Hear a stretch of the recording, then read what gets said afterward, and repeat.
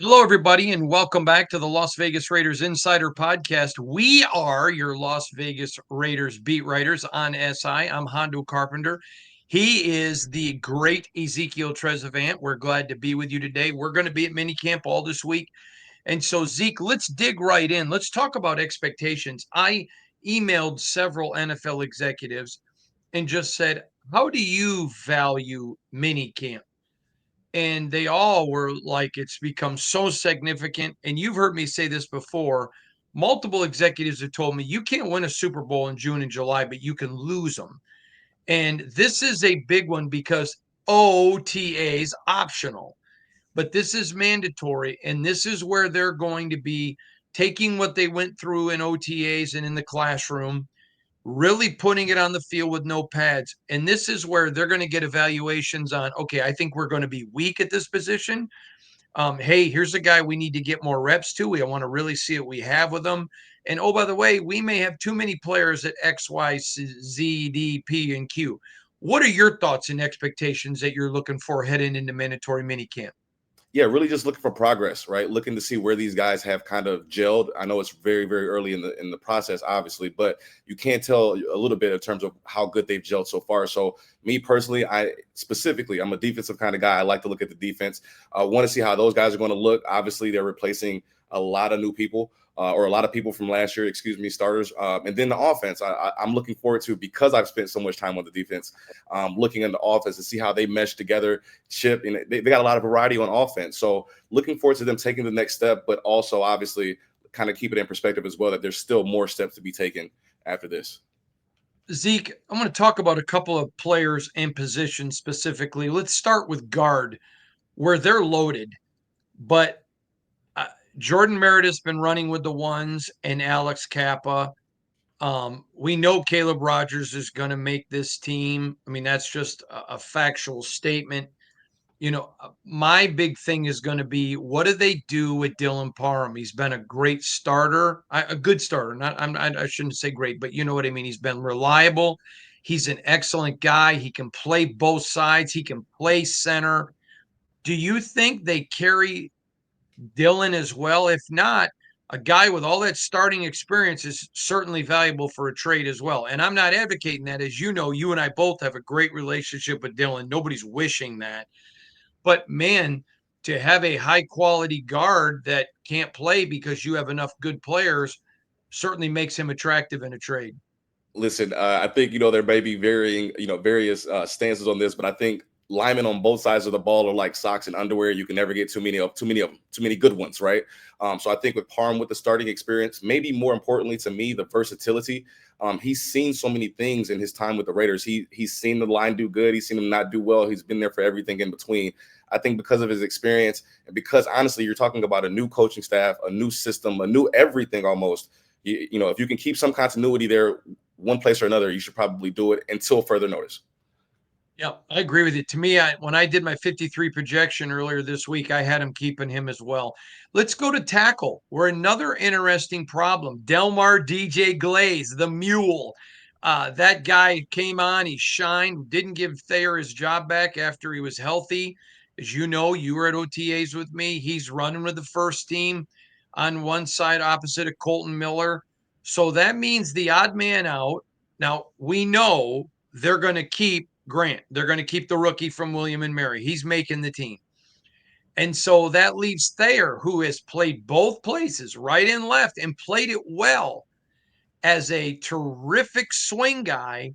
But the Raiders and other NFL teams, not all, but Raiders and others, have a propensity to only keep three tackles. I think you keep four because you got the rookie, but man, you can't let a swing go like that who's played both and has a proven track record of effectiveness. In my opinion, your thoughts?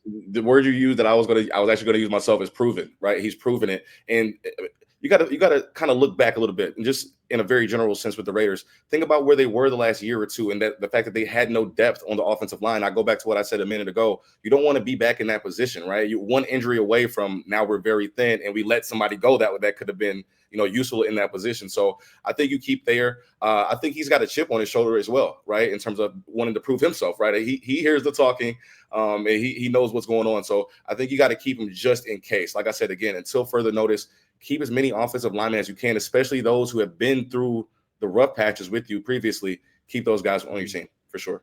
I absolutely agree with you, and I made the comment. If somebody wants to pay you well to trade them, then you consider it. But to me, there are some positions you never have enough at, and guard and tackle are certainly that one. And all right, I want to talk to you about some more players. So, there's no doubt this is Ashton Genty's role. He's RB1, and if anyone thinks that's not reality, I want to sell you some oceanfront property in South Dakota. But with that being said, Raheem is a guy that has been a Pro Bowler but had an injury. They think he's back now. And I certainly have no reason to doubt that. I think Zamir and Sincere both make the team, but Zamir for a second half of 2023 was the best running back in the NFL. I think he paid a price because of Luke Getsy. Sincere looked good but got injured, but previous to that did nothing. To me, the battle for three on the RB chart is going to be a big one. I'm looking forward to watching Zamir and Sincere because there's not going to be a lot of carries there. And when they get them, you get injured, you're out. And if you better stay healthy and you better stay effective. Running back is the position that you probably don't want to be playing for the Las Vegas Raiders right now. Between the fact that obviously they drafted Ashton, I think we all agree he's probably going to get 70, 80%. I think they're going to rival what they did with Josh Jacobs when he first came in the league. You go look at the percentages of what Josh was running the ball. It was almost all the time. He touched the ball almost more than 70, 80% of the time. It's going to be similar. But like you said, on the bottom of that depth chart in terms of running back, Zamir and Sincere, they're going to battle it out. Sincere has looked good so far. Obviously, those guys are just, they're in shoulder pads and helmets, don't get me wrong, but he looks maybe a little bit thinner. He looks like he has more of a burst than he did last year, and he already had a burst, if you remember about Sincere. So he looks like he has got a little bit of a burst. Zamir's got to, he's got to put that fight up. And I do think, Zamir was a victim of a lot of things, not just Getsy. I think them getting rid of the fullback was a bad decision that also hurt Zamir. So Zamir was a victim, but at the same time, it's the NFL. You got to compete. Nobody's going to feel bad for you, right? Especially when they draft the first-round draft pick at your position. So it's time to compete. That's what Pete Carroll has been talking about the whole time. So they got to step up. But like you said, there's no real room to mess up if you're a running back right now for the Raiders. Zeke, I want to talk to you about specific positions a little bit. I would not be shocked if they end up trading and bringing in a wide receiver. I did my 53-man roster projection this past week on Wednesday, Friday, and Saturday. And then on Tuesday, I did my practice squad projection. But to me, I'm when you just look at that wide receiver room, if they can find the right guy, I would not be shocked if they go and get a wide receiver. I'd love your thoughts. The right guy. It has to be the right guy. And honestly, you could probably speak to it more than I can, Hondo, but I wouldn't be surprised if they're fairly confident in the strength of the group just as a total, right? In terms of what they can do individually and as a team, right? So I wouldn't be surprised if they don't make a move, but if they find, like you said, the right guy that can maybe, put that group over the top, yeah, it definitely makes a lot of sense to consider it for sure, because it's only going to make them more versatile at that position. I made a comment the other day that got some interesting reactions nationally. I'd love your opinion on it. I said Jacoby Myers is the most underrated player in the National Football League, a most underrated wide receiver. He never gets talked of, and all he does is never drop a ball. And to me, I think it's because he's not a prima donna. He's not a diva. You and I both like him and like him a lot. I think he's the most underrated wide receiver in all the NFL, right or wrong?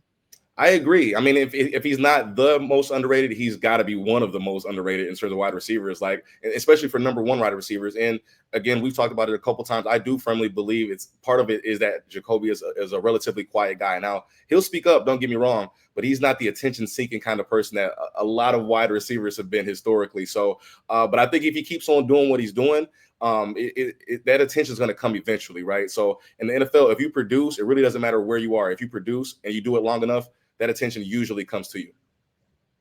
All right. And I know a former defensive end who's now a journalist that has a bigger ego than him, and that journalist doesn't even have an ego. Very, very true. Very, very true. Just hey, come in, do your job, and do your job well, right? That's what we hang our hat on. So yes, sir. When you said I'm former talking about defensive, that guy right for when all you of said our new listeners. I'm talking about that guy. when you said All right. former defensive end, I was like, who are you talking about? I was like, okay, maybe, okay, I got you. And you're the only 5'8" former defensive end I know. 5'11", guys. 5'11". Yes, sir. If you're 5'11", I'm 146 pounds and I'm a Victoria's Secret model. Oh, not one, but both, huh? All right. Let's go to another position, linebacker. I love me some Amari Gainer. I like him. I like some of the veterans they brought in. I, I I like it. I could see them though bringing in another linebacker. I love Tommy freaking Eichenberg. I think he's a year away from being a starter, but I expect him to have a big year this year.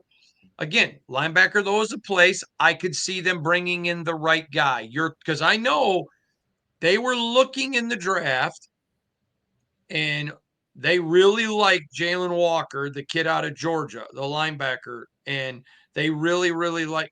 I think it's Walker, Jalen for Yes, sure. yes, You're the Georgia guy. Was it Jalen Walker? yes, sir. Believe so. Yes, sir. Yeah, yeah. I know they loved him, but I think they could bring in the right one. But just like with wide receiver, I'm not predicting it. I just think this is a potential place. Would love your thought there.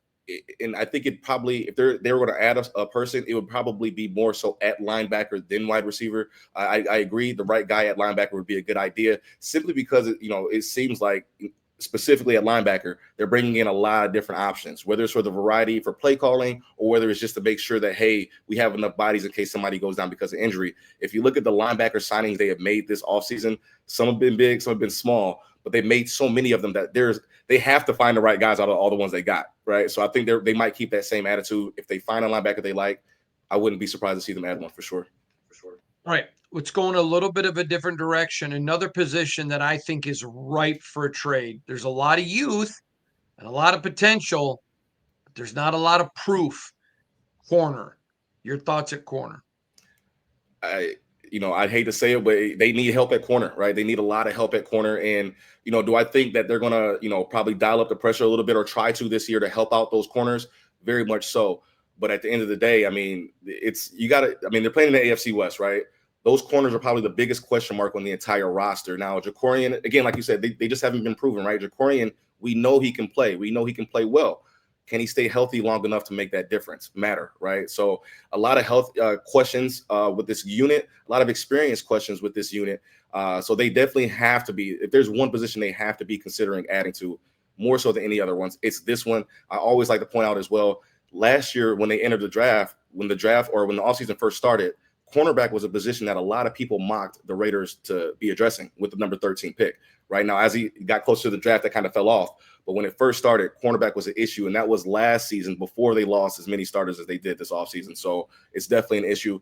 A trade is definitely an option. Let's talk about something we saw when the New York Giants, the G-Men, beat Tom Brady's Patriots, who many thought were the best team in pro football history and were undefeated. They did it with 4 men rushing and 7 guys back, so Tom Brady couldn't pick them apart. So they understand the value there. Trey Higginson has been sitting out there. This is a talented superstar young kid, not even in his prime yet, on the edge of it like a Max Crosby. The Bengals are the Bungles, and they always find a way to screw everything up. And how you can let a kid like him, a great player and a great kid off the field, and let this go is why you are the Bengals. My question is, if you're sitting in Spytek's chair, are you making calls to get Trey Higginson? I am. I'm definitely kicking the tires to see what it would take. And honestly, depending, as long as it's nothing crazy, right? If I'm the Raiders, if I'm Spytech, I'm probably inclined to make that move. Again, as long as it's within reason, you're not trading anything crazy. I definitely, without a question, would make that call. Yes, sir. Absolutely, you got to make that call. All right, so let's talk about training camp. I got a text from a player. I read it on yesterday's podcast, but said to me a couple days ago, or maybe in the last week. It was in the last week on the podcast. I talked about we live in a synthetic, a fake world. Be authentic. And this person, this player, was watching the pod and saw it and just dropped me a text and said uh, that he loved Pete Carroll and he was the most authentic person he's ever met in his life. I, it to me, I've seen a lot of new coaches come in and players buy in and like them and all of that. I've seen that happen before. That's not the anomaly. But I think you would agree with me. Top to bottom, they love him. They just genuinely all feel like everyone I've talked to privately feel like they know him already, which is astonishing considering he just got here and most of the guys have been around the country. I've never seen anything like it. Like they all feel like they know him, have a personal relationship with him. They all praise him, they like him. What one player said to me, he wondered if it was going to be a little fake just because everyone talks about how cool that Pete was. And he's like, it's just authentic. It's just really him. To me, there doesn't get to be a better praise to say about somebody than they're absolutely genuine and I love them. Of course, that's how I feel about you.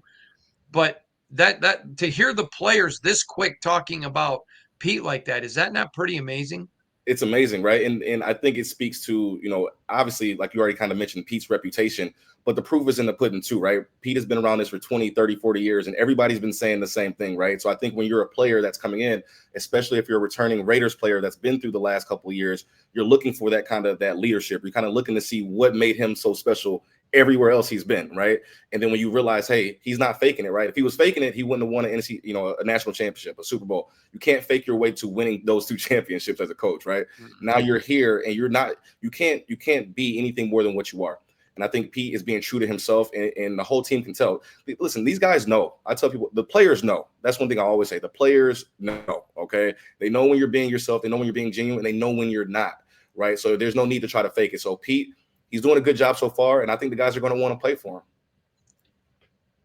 You know, last year there was a player that a lot of people told him, "Hey, we voted you to be captain." And somehow, some way he didn't get it.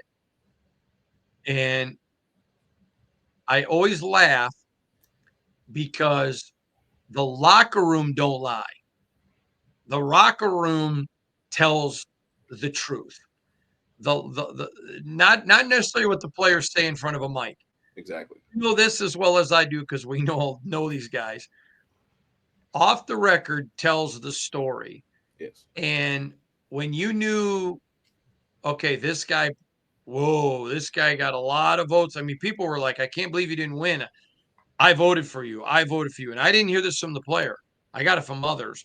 It's pretty astonishing. But it goes back to that old adage the locker room doesn't lie, does it?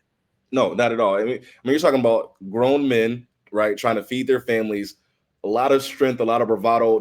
Essentially, there's no reason for these guys to lie. Now, again, like you just mentioned, right, they will go on camera and say what they have to say because nobody wants to be that guy, right? But at the end of the day, when they're talking amongst themselves and etc., they're definitely being honest with themselves. They have no reason to lie. They've made it to this point. Whatever's going on in the locker room, usually you're going to see it. You're going to see it eventually because the locker room's not going to lie about it. So it always comes out one way or the other. Now, I've done this for many years, so I'm not going to say what team I covered. Could have been the Raiders. Maybe it wasn't. I'm not telling anybody.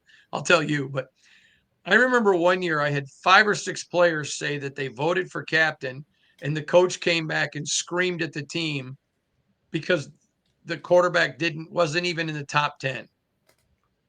And he said, "We're going to vote again." And he better be in the top 10. But they were all laughing about it. And once I heard that, it's like, okay, all Yeah, right, there's trouble coming. And 100%. that's what I mean. The locker room don't lie, does it? No. That's part of the cool thing about being in the locker room, like just being around them, right? And now they're not giving us, like you always say, state secrets, but just being in the room, being in the mix, you pick up on a lot of different things. You know what I mean? So those guys are it's pretty cool just in that sense to learn more about them, learn the kind of behind the scene vibes. But one thing they will not do, they will not lie for sure. Hey, I got an email from Chris C, who lives in Lafayette, Louisiana. Ready? Okay. Chris says, Hondo, is there any chance you could get Zeke on before mandatory minicamp to talk? And if you do, I love him on there. And by the way, everybody, I don't keep him off. I promise he's welcome anytime he wants, but we're Yes. both busy. Yes. And Zeke and I are tight. I love him. We were co-workers. There's zero animus. I want him on all the time. Let's just leave it right 100%. there. But he said, could you get him on and the two of you tell me, what are you looking for out of mandatory mini camp? So I'll go first. I tell you something I'm really looking forward to seeing out of mandatory mini camp is I want to watch these guys. How's the energy level go? Does it continue to be elevated? Because I was stunned standing there with you at OTAs. I mean, it was brutally hot. Yes. You and I were just grueling it. And they were moving, running, shouting, laughing, slapping, joking. I want to watch that because they're having fun right now. Mhm. Yeah, 100%. If it's up to me and what I would be looking for, again, I want to see how these guys work together, right? How they learn. All there's so many new things going on. So I don't know if they call it. I'm pretty sure they call it the install, right? I want to see the installing going on and see the bird dogging steps, the baby steps. I want to see those parts of things because you can tell a lot of what you need to know by what they're doing right now. So specifically on offense, I also want to see how the offensive line does. I've been writing about a lot of this stuff, so it might be repetitive if you've been reading my stuff, but I want to see how the offensive line does. That's been quietly been an issue for them the last years is the offensive line. So literally everything you can imagine is what I'm watching this offseason. There's a lot of new stuff, a lot of differences. It'll be interesting to see.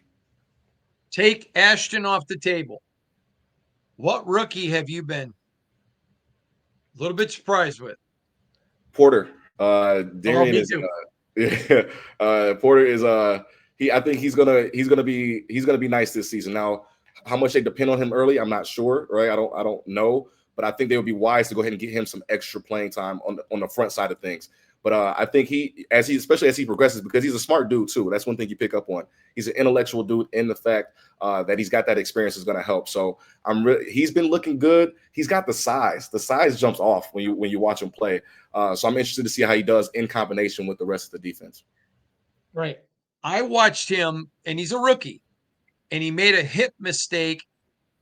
And his athleticism, he made a bad move with his hips. He flipped him and got right back on target against a legitimate wide receiver. And I thought, ooh, this kid's gonna be special. I think he's got a chance to be really special. How about you? Listen, I do too, right? Especially at a position of need. They need somebody to step up at that position.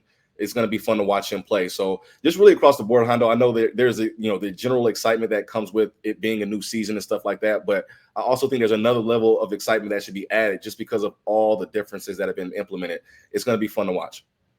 Now, I know I'm going to have you back on next week at mandatory mini camp with me. However, I just want to say this in advance.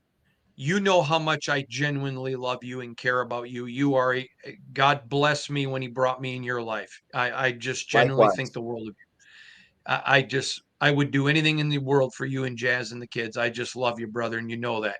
And Father's Day is coming and next week, and you are a tremendous dad. So in case I forget because of the haze and mini camp, I just want to tell you, you are a great father, a, a wonderful husband, and a great friend and coworker. So I'm going to wish you in advance happy birthday, my friend. I mean, happy Father's Day, my friend. Yes, sir. Right back at you. Happy Father's Day, and happy Father's Day to the other fathers out there in the world that's watching us, man. All you guys keep doing what you're doing. Keep getting there and just grinding, man. Fatherhood's the best job you'll ever love. All right, Zeke, tell everybody how to find you on social media. Yes, sir. EZTREZ_SI. EZTREZ_SI. Awesome. Thanks, brother.